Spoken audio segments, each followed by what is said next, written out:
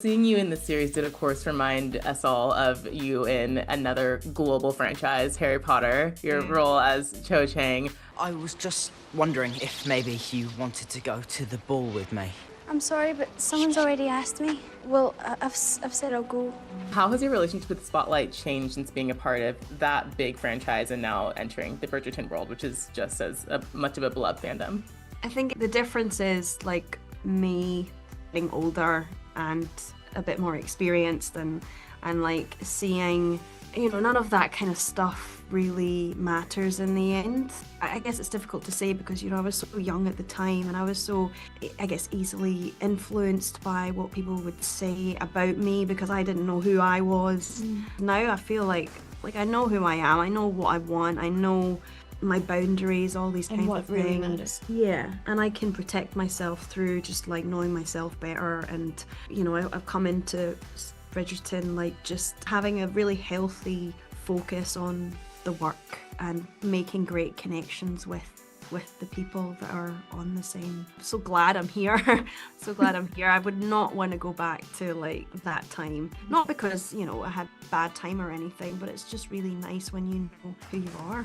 And I'm still like figuring that out, but I'm a bit closer. Perhaps this arrangement has run its course. Mom, if you could just give me another chance. To do what? Take advantage of my good nature again? To leave me without help while you spend nearly an hour at the market as you did this morning? Katie, you play such a great villain. How much fun was it for you to kind of lean into that more wicked side with this character?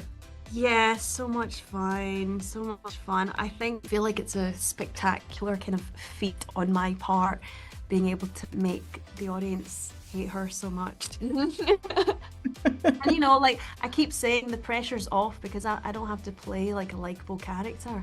So I can just make her as wicked as I can. But you know, without obviously taking away her humanity and making her, you know, the kind of archetype that we've seen previously in other versions.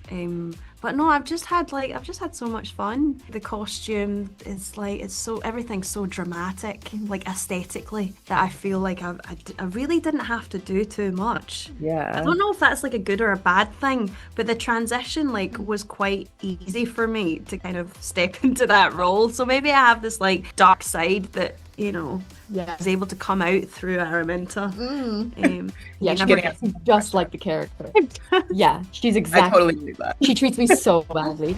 I wish I had said this to you before, but the things she has always said about you, about your mother, they are cruel and untrue. That is kind of you to I say. would not have survived in that house without you. You were always so kind and courageous. You have the strongest will of anyone I have ever known. Perhaps you get that from your mother.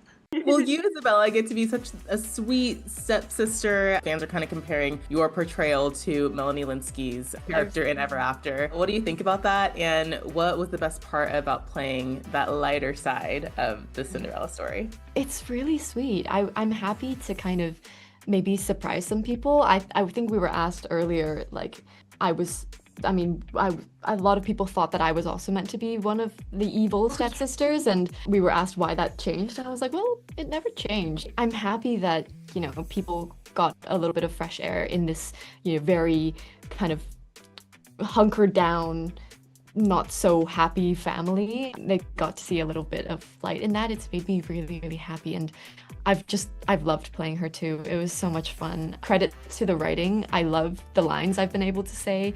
I think she has some really iconic moments and really iconic stories, and I can't take credit for any of it, so it's been a blast. It's been so much fun. Katie, I love that you mentioned there's humanity to Lady Aramita, despite how, you know, evil she is. But behind every truly evil character is something much deeper. So do you think she's truly a villain, or is she just a deeply hurt person? She's a deeply hurt person. Yeah, we aren't like, none of us are villains. We're all kind of like the hero of our own story, or we'd like to be. And, you know, at some point down the line, and we get to see that on screen, is that, you know, she was betrayed by someone she thought was the love of her life. And, you know, once that trust is gone, like we've all been there, you know, when someone's kind of broken a promise or we felt betrayed in some way, and it's just like deeply upsetting.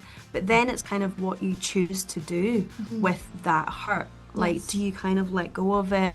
Do you forgive, or do you hold on to it for the rest of your life? Or Make your stepdaughter your maid.